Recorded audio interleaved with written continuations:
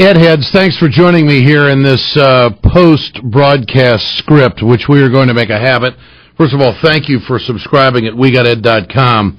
This was not an easy show for me to do today, and I don't like kicking people when they're down, but I really believe that with John Edwards and with all people who are seeking the highest office in the land to lead the free world, as much as we have been through, we need absolute honesty. And we didn't get it from John Edwards on a crucial issue, his personal life. You know, we're not talking about the guy next door. We're not talking about people down the street. We're talking about somebody who wants to be president. After all we've been through with all the lies and the deception with the Bush administration, and how we have said that we need somebody that's going to go in and change America, he pulls a stunt like this. He's presented with facts that he knows are absolutely true, that he had an affair with this woman, and then he lies about it to the cameras. He's not my guy. I don't want that. I don't want President Bush to come out and lie to the American people right now dealing with this Russian-Georgian issue. I don't want him lying about anything, although he has. And so here comes the Democratic Party. Great competition. We've had a heck of a process, the vetting process. There are still people out there who passionately believe in John Edwards. And what does he do?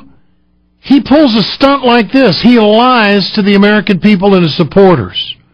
He threw aside the truth to save his ass. And that pisses me off. You know, I don't want that. And I want the Democratic Party to take a hard line about this, maybe even make a plea to everybody who's running for the Senate and everybody who's running for a House, that the party position is that if you ever have behavior like this in your personal life, and if you are confronted with it, that you must, as a Democrat, for the good of the party and the movement to change this country, tell the truth.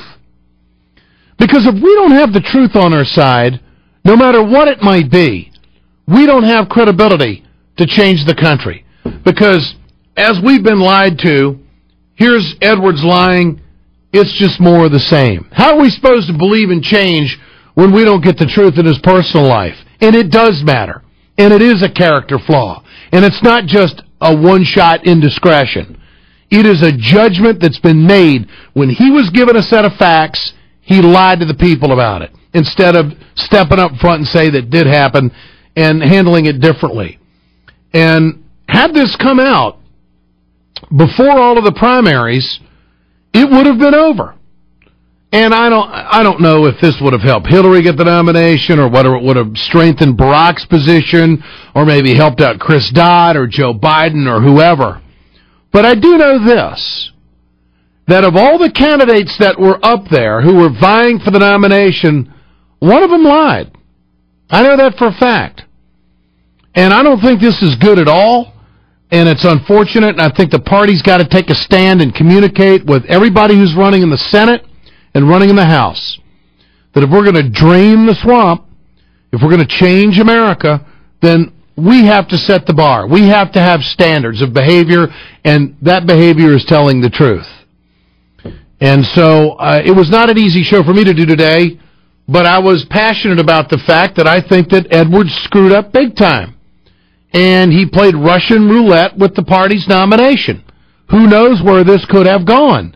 And for him to think that it was just going to get brushed underneath the rug and nobody was ever going to say anything about it and he was never going to be held accountable about it, just shows how naive he is. And he was not ready to be president of the United States. Thank God he didn't get the nomination. Have a great one. We'll talk to you tomorrow.